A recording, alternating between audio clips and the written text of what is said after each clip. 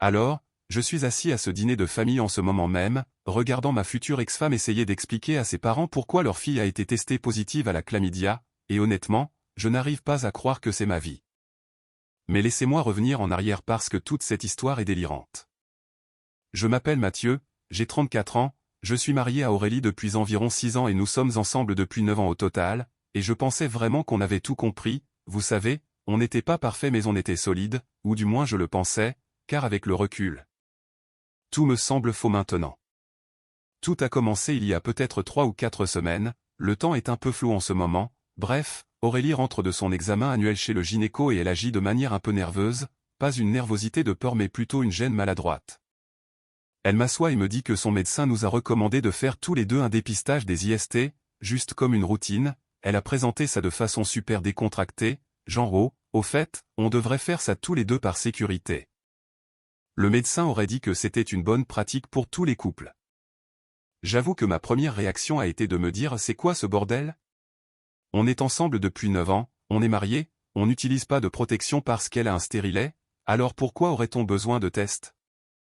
Mais elle s'est immédiatement mise sur la défensive quand j'ai posé la question et m'a dit que ce n'était pas une question de confiance mais d'être des adultes responsables. Son médecin lui aurait dit que beaucoup de couples ont des trucs sans le savoir car certaines infections peuvent rester dormantes pendant des années, c'était juste de la prévention intelligente, ce qui semblait honnête quand elle l'expliquait comme ça. Je me suis senti un peu stupide de remettre ça en question, comme si je n'étais pas assez mûr sur les questions de santé sexuelle, alors j'ai dit d'accord et elle a semblé vraiment soulagée. Le truc, c'est que j'ai l'air d'un idiot en disant ça maintenant, mais j'ai grandi dans une maison où mon père trompait ma mère constamment, ça l'a détruite. J'ai vu tout ça se jouer quand j'étais ado et je m'étais juré de ne jamais être ce genre de gars et de ne jamais épouser quelqu'un qui me ferait ça. J'ai toujours eu ce truc avec la confiance et j'ai choisi Aurélie en partie parce qu'elle semblait si droite et honnête. Elle travaillait au RH pour une grande mutuelle d'assurance, quelqu'un de très carré qui suivait toujours les règles, je pensais qu'elle était une personne sûre, loin du chaos de mon père. Alors quand elle a demandé les tests, j'ai ressenti cette vieille panique familière pendant une demi-seconde avant de la refouler parce que je me trouvais paranoïaque, c'était mon passé qui parlait, Aurélie n'était pas comme ça. Elle demandait qu'on soit testés tous les deux et un infidèle ne fait pas ça, il se cache. J'ai pris mon rendez-vous pour le vendredi suivant, elle a dit qu'elle allait programmer le sien aussi, j'y suis allé, j'ai fait les prises de sang et les prélèvements, je me sentais super mal à l'aise, l'infirmière me lançait des regards comme si elle avait de la peine pour moi. Peut-être qu'elle pensait que je faisais ça parce que j'avais fauté, je n'en sais rien, c'était nul. J'ai eu mes résultats 4 ou 5 jours plus tard, tout était négatif, propre comme un sous-neuf, ce que je savais déjà mais c'était bien de le voir par écrit, j'ai envoyé un SMS à Aurélie pour la bonne nouvelle et elle a juste répondu avec un emoji ou pouce levé. Même pas un c'est super chéri ou moi aussi, juste un pouce.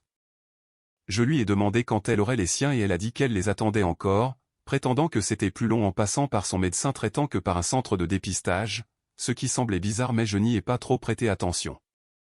Ce week-end-là, nous sommes allés chez ses parents pour le dîner, ils s'appellent Josiane et Stéphane et vivent à environ 20 minutes de chez nous, on y dîne 2 fois par mois, ce sont des gens adorables mais ils pensent vraiment qu'Aurélie est une sainte, c'est l'enfant chéri de la famille.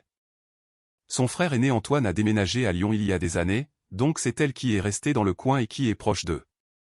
Stéphane a des problèmes de santé, il a fait un infarctus il y a 2 ans et Aurélie s'est beaucoup impliquée dans ses soins, l'emmenant à ses rendez-vous et vérifiant ses médicaments, c'était vraiment touchant et ses parents l'adorent pour ça. Ils m'aiment bien mais je suis clairement secondaire par rapport à leur fille parfaite. On est donc à table, tout semble normal, Josiane a préparé une blanquette de veau, on parle du dernier rendez-vous chez le cardiologue de Stéphane, Aurélie est super attentionnée envers son père, lui posant des questions sur ses dosages, elle lui tient même la main à un moment. Un vrai tableau de famille idéal. Son téléphone est sur la table à côté de son assiette, elle se lève pour aider sa mère à apporter le dessert et je reste là avec Stéphane, soudain son téléphone vibre, l'écran s'allume et je vois le cabinet du docteur Morin. Je ne réfléchis pas vraiment et je prends le téléphone pour lui donner quand elle reviendra, mais elle est dans la cuisine et Stéphane me raconte une histoire sur son médecin, l'appel passe en messagerie puis ça vibre à nouveau 30 secondes plus tard, le même numéro. Et là, j'ai fait un choix que je n'aurais peut-être pas dû faire, mais je suis content de l'avoir fait, j'ai répondu, je sais que c'est mal mais mon instinct me disait de décrocher, j'ai dit allô et l'infirmière à l'autre bout a dit bonjour Aurélie. Nous avons vos résultats pour votre bilan complet, j'allais lui dire que je lui transmettrais le message mais l'infirmière a continué en disant « Je suis au regret de vous informer que vous avez été testée positive à la chlamydia. Nous envoyons une ordonnance d'azithromycine à votre pharmacie et vous devez prévenir vos partenaires sexuels récents pour qu'ils se fassent traiter aussi. » J'ai senti tout mon corps devenir froid, j'ai eu des frissons, je n'ai pas pu parler pendant une seconde alors que l'infirmière parlait de tests de suivi dans 3 mois, et j'ai dit sans réfléchir « Pouvez-vous répéter ça ?» Elle a répété « Votre test est positif pour la chlamydia. » Stéphane était toujours en face de moi en train de parler de sa tension artérielle, il n'avait rien remarqué, et j'entendais Aurélie et Josiane discuter de la tarte aux myrtilles dans la cuisine. Alors j'ai appuyé sur le haut-parleur et j'ai dit assez fort pour que Stéphane entende sans que ce soit trop évident « Je suis désolé, pouvez-vous confirmer pour qui vous appelez ?» L'infirmière, un peu confuse, a répondu « C'est pour la patiente Aurélie Martel concernant ses résultats de dépistage sexuel de la semaine dernière, j'ai demandé et vous disiez que les résultats étaient. » Et elle a lâché « Elle est positive à la chlamydia, nous avons besoin qu'elle vienne pour discuter du traitement et de la notification du partenaire. » À ce moment précis, Aurélie rentre dans la salle à manger avec la tarte, elle me voit avec son téléphone, voit qu'il est sur haut-parleur et voit son père qui la fixe. L'infirmière continue de parler de l'importance de l'abstinence pendant le traitement et Aurélie lâche la tarte. Elle s'écrase par terre, des myrtilles partout, mais personne ne bouge. Sa mère arrive en courant de la cuisine en demandant ce qu'il se passe et elle entend aussi l'infirmière. J'ai fini par dire à la femme au téléphone « Merci pour l'appel, elle vous rappellera » et j'ai raccroché. Le silence dans cette pièce était peut-être la chose la plus bruyante que j'ai jamais vécue. Stéphane fixe sa fille, Josiane a les mains sur la bouche, et Aurélie se tient dans une mare de tarte en me regardant comme si j'avais tué toute sa famille, puis elle hurle « Mathieu, putain. Qu'est-ce que tu viens de faire ?» Ce qui est une réaction intéressante, pas d'explication, pas de déni, juste de la colère contre moi. Je me suis levé, les mains tremblantes, et j'ai répondu parce qu'ils ont appelé 2 fois et ils viennent de me dire que tu as la chlamydia. Josiane a eu un hoquet de stupeur, Stéphane ne disait toujours rien mais regardait Aurélie comme s'il ne la reconnaissait plus. Aurélie a commencé à crier que je n'avais pas le droit de répondre, que c'était une question médicale privée, et j'ai littéralement éclaté de rire, un rire nerveux. J'ai dit « Tu parles sérieusement de vie privée là ? Tu as une IST alors que j'ai été testé négatif il y a 4 jours, d'où ça vient Aurélie ?» Elle s'est mise à pleurer, les grandes eaux, elle a regardé son père en disant « Papa je peux expliquer ce n'est pas ce que tu crois », mais Stéphane a juste levé la main et a dit très calmement « Je pense que tu devrais nous laisser seuls avec Mathieu un moment. » Elle a essayé de discuter mais il a répété plus fermement un sort. Elle m'a lancé un regard noir comme si c'était ma faute et s'est réfugiée dans la salle de bain, on l'entendait sangloter. Josiane s'est assise en paraissant avoir pris 10 ans d'un coup et m'a dit « Mathieu, je suis tellement désolé. » Stéphane a hoché la tête et j'ai précisé que j'étais négatif car elle m'avait demandé de me faire tester la semaine dernière, et là, on a tous les deux compris en même temps, elle préparait son coup, elle allait attendre ses résultats et si elle était positive. Elle allait me faire croire que c'était moi qui lui avais refilé puisque je n'avais pas encore les miens, ou inventer une histoire de lunettes de toilette, elle mettait en scène une manipulation. Stéphane a murmuré un juron que je ne l'avais jamais entendu dire et Josiane n'a même pas bronché. Je me suis rassis car mes jambes flageolaient et j'ai dit « Ça veut dire qu'elle a été avec quelqu'un d'autre ?» Josiane pleurait et demandait si je savais qui.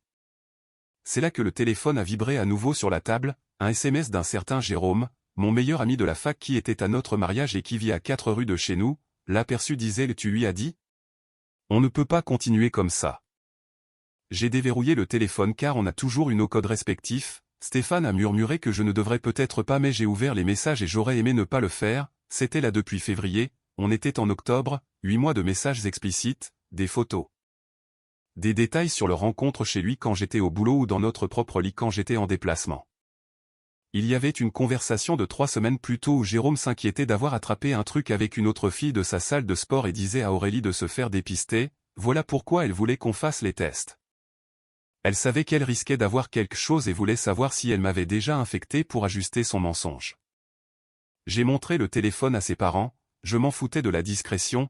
Josiane a lu 3 messages et a caché son visage dans ses mains en sanglotant. Stéphane a lu plus longtemps, la mâchoire si serrée que j'ai cru qu'il allait se briser les dents. Il m'a rendu le téléphone en demandant « Qu'est-ce que tu veux qu'on fasse ?» Ce qui m'a surpris car je pensais qu'ils allaient lui trouver des excuses, mais il était juste dégoûté. Aurélie est sortie de la salle de bain, le visage rouge, elle a essayé de m'arracher le téléphone en parlant de violation de ses limites et en utilisant tout un jargon de thérapie pour essayer de retourner la situation et faire de moi le méchant. J'ai juste dit « Jérôme, vraiment ? Mon meilleur ami ?» Elle s'est figée, Stéphane lui a ordonné de s'asseoir et elle s'est effondrée par terre au milieu de la tarte renversée en se balançant d'avant en arrière. Un autre SMS de Jérôme est arrivé demandant pourquoi elle ne répondait pas. J'ai répondu de son téléphone: c'est Mathieu, rien ne va, ne contacte plus jamais ma femme, et je l'ai bloqué. Puis j'ai fouillé ses autres messages et j'ai trouvé des discussions avec une collègue, Marine, où elle se plaignait de moi, disant que j'étais ennuyeux au lit et que je ne gagnais pas assez d'argent, et d'autres messages à une amie, Audrey, disant qu'elle comptait s'installer avec Jérôme dès qu'elle aurait trouvé comment me quitter sans perdre d'argent dans le divorce. Stéphane et Josiane étaient en larmes, Aurélie pleurait au sol en disant qu'elle m'aimait et que Jérôme n'était que physique, ce qui a fait s'exclamer Josiane de dégoût. Stéphane lui a reproché d'avoir fait entrer ce type dans leur maison, de s'être assise à leur table en jouant la comédie alors qu'elle manipulait tout le monde et risquait ma santé. J'ai demandé à Aurélie: depuis combien de temps tu prévois de me quitter? Elle a fini par avouer pour l'histoire de la maison: mon père est décédé l'année dernière en me laissant 80 000 € d'héritage, j'en ai utilisé 60 000 pour l'apport de notre maison achetée en mai dernier, on avait toujours loué avant ça.